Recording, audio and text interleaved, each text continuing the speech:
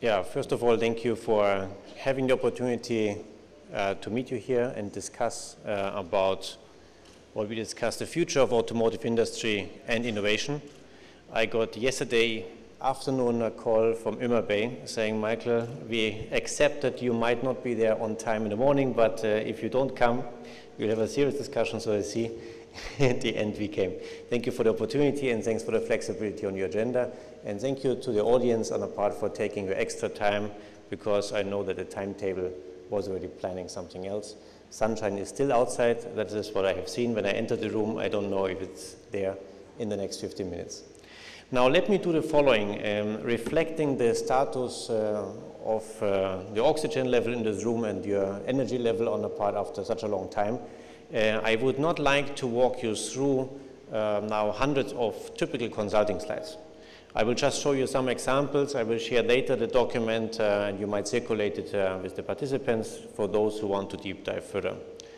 I have been last week, let me say, at the World Automotive Conference here in Istanbul, and having the privilege to chair this conference for 2 days. I was excited to understand what are the hot topics for people. There was a crowd of around 500 people discussing intensively about the automotive industry from the international perspective, but especially from the Turkish perspective.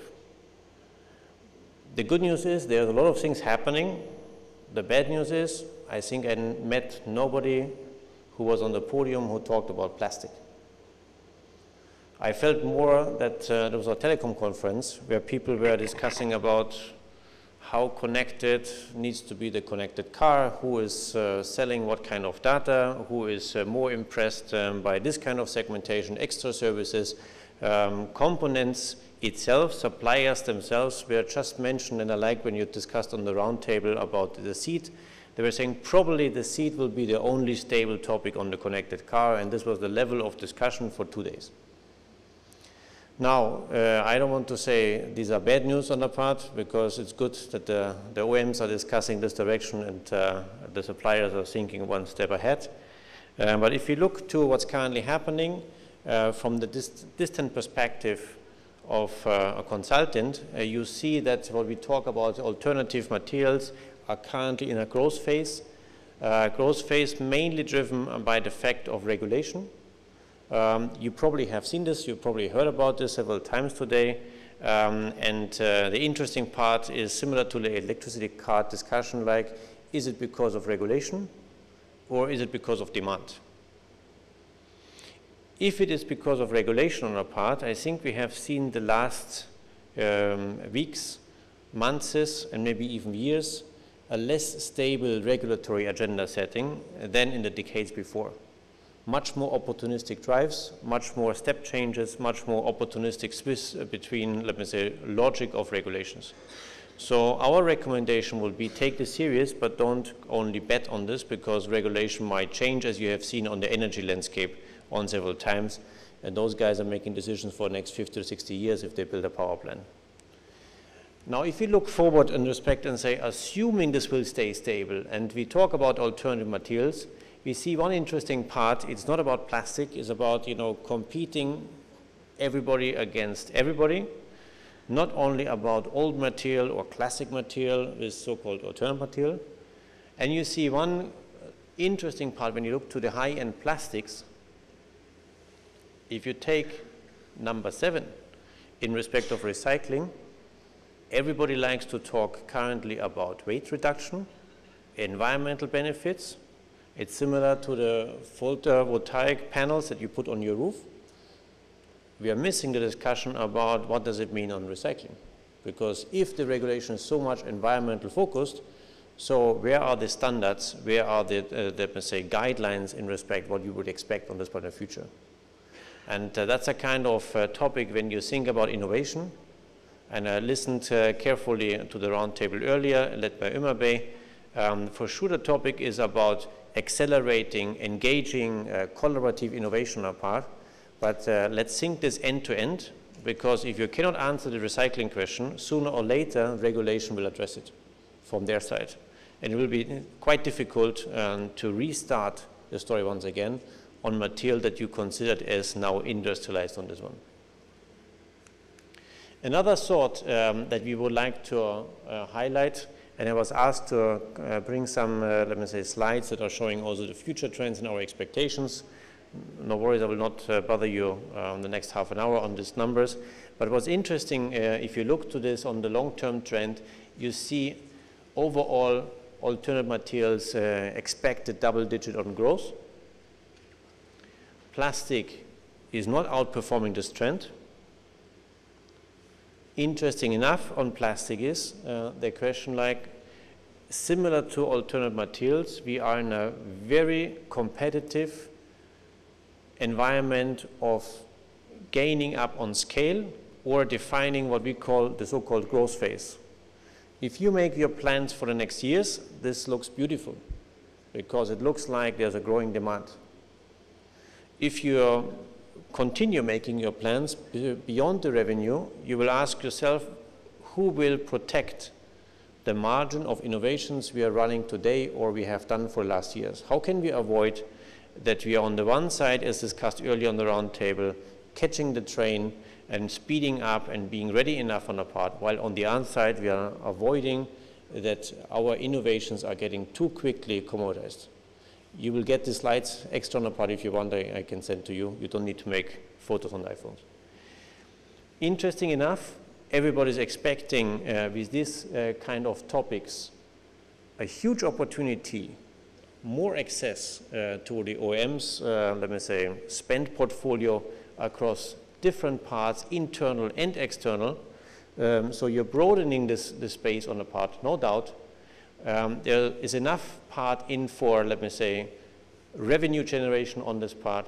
The key question that we see currently also in the comparison with the existing material like steel, the key part that we do not see only about showing the technical advantage, the most important one for us is how do we manage the full life cycle? And on the full life cycle, we see a lot of emphasis. Life cycle, I mean not about the material, I mean life cycle about you coming up with a new component on the part moving forward.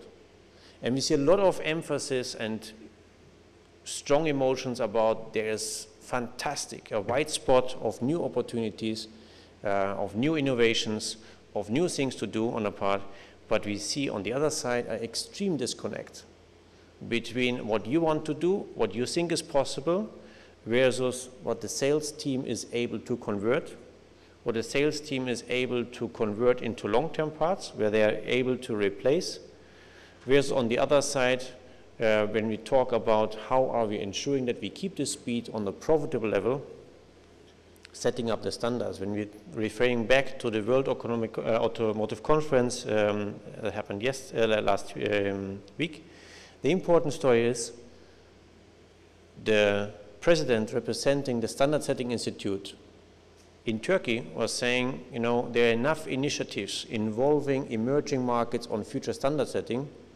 but we are missing active participation of local industrialists. So if we are not part of this here in the growth phase, we can be as innovative as possible, we can be as fast as possible, we can motivate our students to focus even more on this part. It will not be enough because we lose out on our joint efforts to set standards, to ensure standards that are matching to your local agenda, are moved forward, and are not just left over as a kind of extended workbench for others who have then won the battle on this one. The next interesting topic is about securing margin. Securing margin, when we talk about, is a key element in respect of managing the raw material on batches that you might be getting smaller, that might have certain parts with a pushback from the market, while at the same time, if you think about a new way of procurement from the perspective of the OEMs, is pushing more risk to the automotive suppliers, expecting more collaboration, expecting more topic of modularization moving things forward.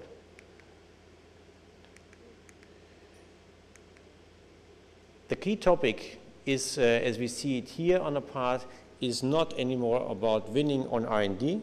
It's more about how you want to take your partnerships along the whole manufacturing process, and the sales topic behind And where do we stand in Turkey on the part? And I just give you a quick catch on what we discussed with Taysat earlier and together with the Minister of Economy.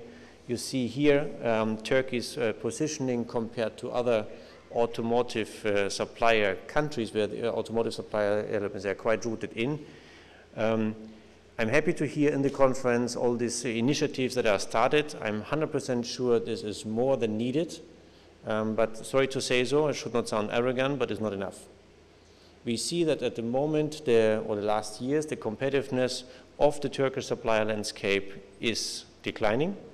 It's not increasing on our part. This is not only because of the minimum wage discussion, it's also because the step change in respect of how suppliers are managed in the future, the opportunities to work as integrators instead of just very good single opportunity providers, the productivity of the so-called technology centers, the use of the subsidies on the part is not efficient enough to win this game.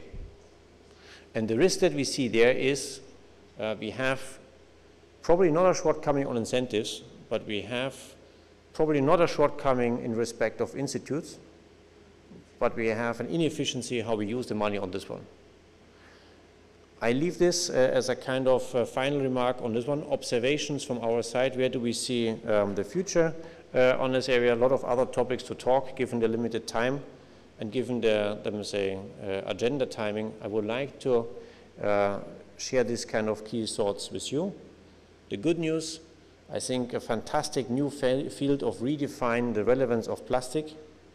If you sit in today's steel conferences talking about automotive on a part, for sure they see this as a big threat. If you talk with other classic material, they see this as a big threat, no doubt on this one. So there's a nice opportunity of the future. The question is who is winning this and who is winning this at what kind of costs? How can you ensure that your today's business models are securing the margin of the future, are ensuring that your sales is not desperate to burn down the margins at a too fast pace so that you're not earning your money back for the next cycle on research? How can you ensure that your innovation is not just a standalone innovation but more collaborative, teaming up irrespective of state-owned subsidies but more between different business models as we see it? I welcome very much the initiatives that have been taken by the universities and are taken by the different companies. I can just encourage to accelerate this even more because our point of view is that we have a shortage of automotive-specific talent pool on the technical side in Turkey. We need to strengthen our efforts much more to keep the status and not even talking about growth. Thank you so much for sharing the thoughts. Thank you for your extra time and wishing you all the best for the continued discussion, let me say, here at the conference for the second day.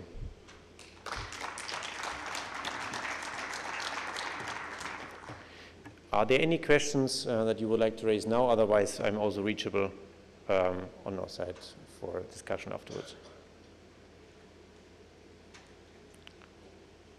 I see the agenda is running on a part, so wish you a nice evening, fruitful discussions afterwards, and thank you once again for the opportunity.